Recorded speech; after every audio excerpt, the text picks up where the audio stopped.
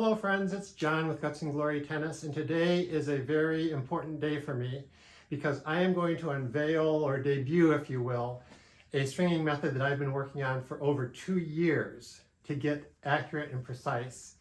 And it's a different way of stringing the mains when using the Pro Stringer system. And it's going to create some controversy because it breaks traditional norms and paradigms for the stringing process. But I can assure you that I have worked on this many different ways, many different trials and errors, and I am to the point where I am consistently getting absolutely perfect tension results using this method. People will question it, and that's fine, but I have been testing and testing and measuring and playing, and this method actually works. And the good thing about this method is, while it doesn't work as well with my Rayardo, it works well with the Pro Stringer units because there's very little string that they're pulling from the tension head to the tension head to the racket head. So I'm going to unveil this. The whole catalyst behind this was trying to find a method that avoided that butt cap pull that is necessary with the Pro Stringer units.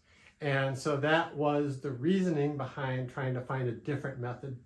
And this method will work for you, I promise. So what I have done is I have a racket with the main starting in the throat.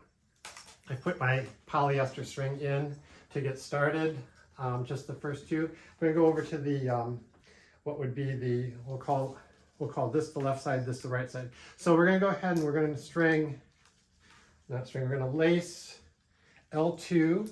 So the second string on the left side, we're going to pull that through. Making sure that I don't have much dog hair on there because this string is staticky and does pick up hair from the little puppies that work with me. And we're going to put in L3.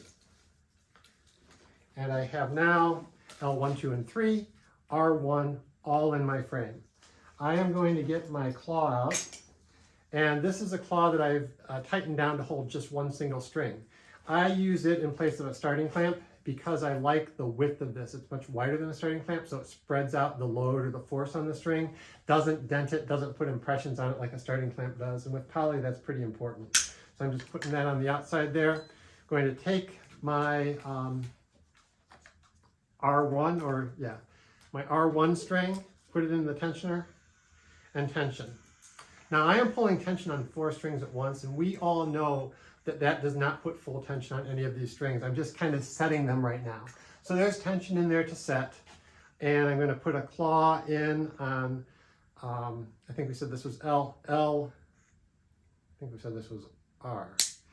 R2 and 3, this is the right side. So R2 and 3, we have a claw on. We're pulling tension on R1 and R2 at this point in time. But it's not quite full tension. So what I'm going to do is because L1 is under tension, I'm going to pull this string and I'm going to charge R1 at the same time and at the same tension this unit is pulling. So my unit is not pulling at the correct tension. So I accidentally touched the SERGETTI function button here, and it was pulling at a different tension than I wanted. So let's just go ahead and set it to the correct tension. Okay, it didn't matter that it was pulling at the wrong tension because that wasn't a full tension. So I'm going to go ahead and pull at my desired tension, which in this particular case is 49 pounds. So I'm pulling 1 and 2 at the same time. I am going to charge R1 by pulling towards me, and watch the tension head. You can see it moving. I think you can see it moving. It's moving. So I am charging number 2. I'm pulling tension onto number 2, and the machine is pulling number 1, and it's kind of picking up the slack, if you will. So what I'm going to do is I'm going to do a few pulls until this tension head stops turning. I'm seeing it moving, it stopped. I'm pulling now, and it's no longer adjusting. So my center 2 strings should be at the same tension. I have a guitar pick here to check the tuning. This method is called, or at least I am calling it AccuTune Pro. So we're going to check R1 and L1. Make sure they're really close to the same pitch, which they are. And now I'm going to take a claw. I use a triple claw here. I'm going to put the claw on 1, 2, and 3 just to hold the strings. It holds them straight. Only R1 and L1 are tensioned at this point in time. R1, L1, fully tensioned at this point in time, releasing the tension. Okay, so we're going to go to L2 and L3 here. Going to go ahead and lace them up.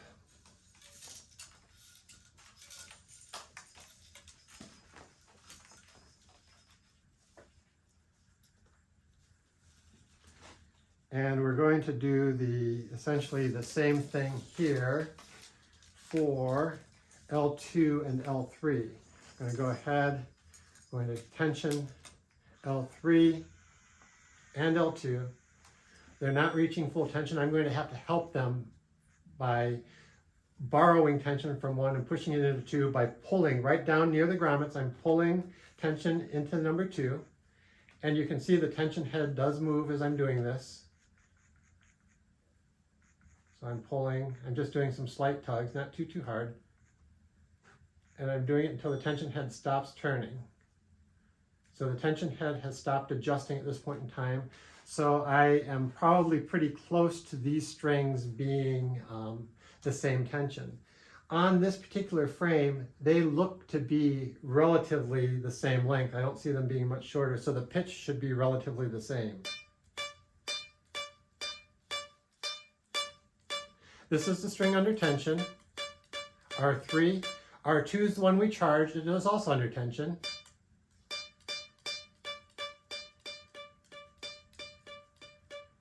So you can hear that the pitch has them to be relatively the same. So I'm going to take my claw and I'm going to tension off over here. And R1, 2, and 3 are under tension. We checked the pitch. L1 is under tension at this point in time. Okay, so L1, R1, 2, and 3 are under tension. So I'm going to go ahead and release the tension over here. I'm going to take off my starting claw. I don't need it any longer. And I'm going to go ahead and I'm going to pull tension on R3. And it's putting tension on R3 and R2. I am going to go ahead and release this claw, put it on number 1. And I'm going to go ahead and I'm going to charge like I did before. So this is number 3. I'm pushing down at the bottom here. And I'm charging number 2. I'm charging R2. As I'm doing this, it's charging. You can see the tension head adjusting tension because this is a true constant pull machine. So it is adjusting it. Very little string here, which makes this possible. It's not, I've tested on other machines. It doesn't work nearly as well, but it works perfectly fine here. So I'm testing. Don't see much turning there. So I'm going to check. I have to make sure that this claw is, I'm going to move it aside. And I have to make sure that it's not touching the string so it'll affect the tune. So this is a little higher, but they're relatively the same length. So I am very good with that. That is sounding good to me. So I'm going to go ahead and put my claw in here and release the tension. And now I'm going to go ahead and I'm just going to string the rest of the mains like normal. So we'll fast forward to the end of the stringing process and then show you some results. But first, before I do that, I'll do a couple before I fast forward. So I'm going to go ahead and tension number 4 here. So number 4 is tensioning. I'm waiting for the head to, you can see my head is making adjustments because it's true constant pull. So I'm releasing my claw,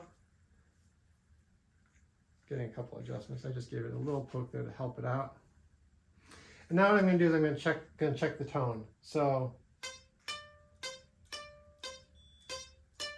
it should be a progressive tone because this one is shorter.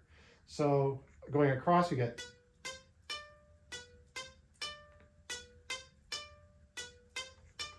Do you hear how that works? Shorter we go.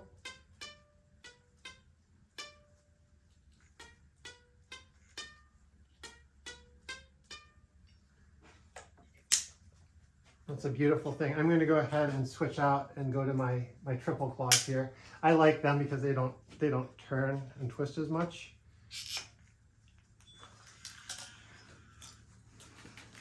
So we're going to go over to this side. We're going to do the same thing over here. And then we're just going to keep going until we're done with our mains. And I'm going to put in the crosses. And after we get the mains in, I'll probably come back in and show you some more tuning. So we'll probably just fast forward to that part of the video.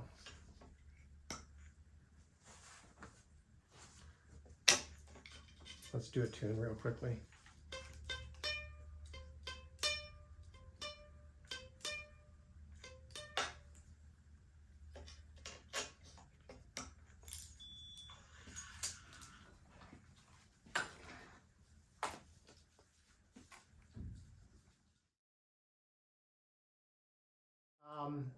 I finished the mains, and I've tied off, and so now we can release our claws. I'll go ahead and put these down here, and we can go ahead and get rid of these little ends here. Snip those off. And now we're ready to check our tuning after the mains are in. Now the center two mains should give relatively, a very similar tone. If not, we can adjust them by essentially pushing down on them, kind of spreading the tension. And then as we go out, we're going to want to have progressively higher tones because the strings are progressively shorter. So we're going to look at the L1 and R1.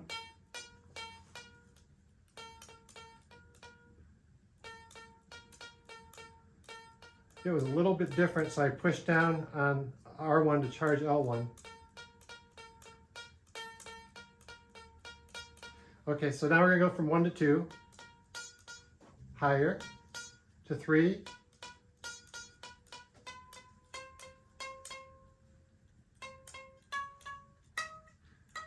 sometimes this last one, depending on how good you do the knot, doesn't give you a higher tone, but I increase tension on the outer one, so that gives me a pretty close to tune. I'm not really worried about that going up or not. That's not important.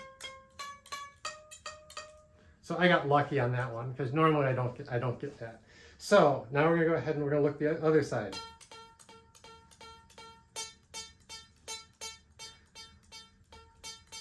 They're relatively the same, but they're relatively the same length.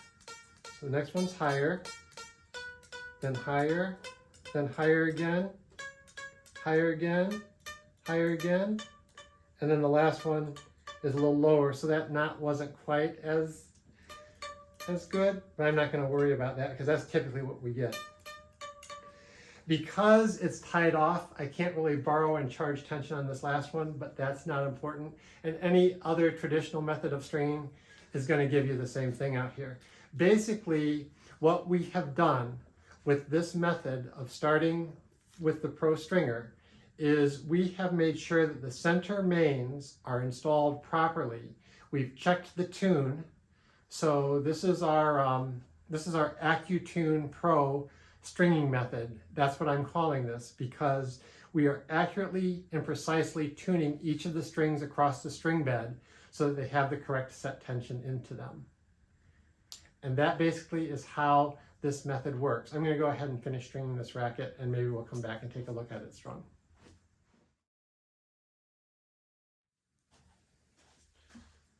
Okay, so we just finished the last cross and we are going to take the clamp off. Gonna trim our extra string, and we are going to release the racket from the mounting system. I prefer the 2-point mounting system. It's another video for another day. So we release the racket And I need to straighten a few of these out a little bit, not too bad. And what we're going to do is we're going to check for uniformity of tension across the string bed on the mains, because those are the ones that we were using the different method with. We're also going to check the dynamic tension. Trying to see if I can maybe zoom out here a little bit. That's as far as I can zoom. So we're going to put the ERT in here. And we strung this at a tension of 49 mains, that's not straight, 49 mains and 53 crosses. And so that will give us a average of 52 pounds. Dynamic tension wise, let me get to my chart. Dynamic tension wise, that should be, let's see, 51, 52. That should be 35 or 36 pounds of dynamic tension, or points of dynamic tension. So let's go ahead and check this out. I'm holding it a little high. Don't know if we can see.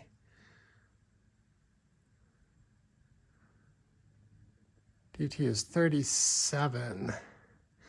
So that's a little bit higher than I expected it to be. Let's put this in. 1, 2, 3, 4, 5, 6, 7, 8, 9. Is it the 9th? Yep. Let's see. I need to get in the middle. 1, 2, 3, 4, 5, 6, 7, 8. It's over too far. Let me get it centered.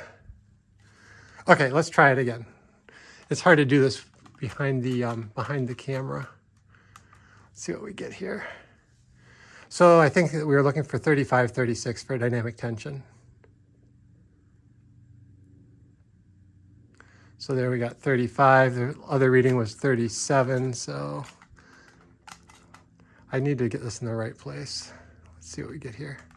I'm trying to hold it at the bottom for the vibrations, but let's see what we get here, this third reading. So 35. So that's right about where we thought that it should be. I'm going to put this aside. I'm going to grab a string meter here. String meter. Hopefully we can see this. I'm behind the camera, so it's hard to see. The string meter itself does not tell you the actual tension, but what we're looking for is we're going to measure from string to string across the string bed, and they should be similar, if not the same. So I'm going to do is this R1? I can't see what I'm doing here. Looks like that's R1. And when we're lining it up, it's lining up at 55 pounds. Go to R2. It is showing lined up at 54, 55. It's about the same. Next one over. This is hard with the camera in between me. Next one over is 55. Next one over, 55. Next one over, 55. Next one over, I don't know if we can see, 55. And the outer two don't usually match up as well. That one's 50 and the other one will be even less. So let's go over to the left side now. And oops, I didn't get that in there right. I got it in there wrong. Okay, let's go ahead over here. And 55. Go ahead over here. 55. Here. 55. 55, you guessed it, all the way across. That's a pretty darn consistent string job. A string job that any stringer could be proud of, any customer can use, and they'll get a great playing string bed out of it. And you can see the method that we used created results that are consistent across the string bed. There's no variance between the tensions we're getting on the center mains that we used our method with, which we're calling the AccuTune Pro method. So this racket strung using AccuTune Pro is absolutely ready to go. And it's every bit as good as a method where you pull each center string individually, maybe even more so when using the Pro stringer. So very, very proud of this method. I hope that people who are open-minded will be willing, and using the Pro stringer will be willing to try it out. Again, I haven't had as much success with it with my Bayardo, but with the Pro Stringer system, it's been working just fine for me. And I hope that if you're a Pro Stringer user, you can take this stringing method and use it to your advantage.